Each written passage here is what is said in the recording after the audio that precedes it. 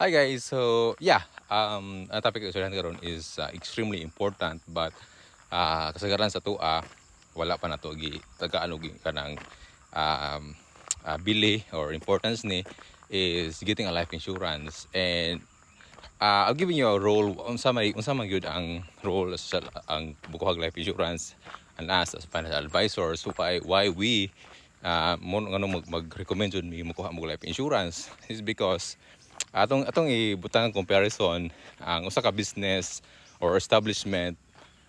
What is the reason nga nagbutang sila og security guards? Ang number one reason na kang security guard dili jud na sila nag-help mo grow ilang business, mo grow ilang sales, mo grow ang ilang bank account. Ang role sa security guard is to protect what they have, di ba? Protect ang unsa na nila sa ilang business, nga dili sila makawatan, dili sila matulis. Mo na role sa sa security guard. So same as life insurance, as we as financial advisors, agent for that, nganong among gi-recommend na kay we recommend to get yourself a life insurance or health insurance para protect nimo ang sa inaan nimo.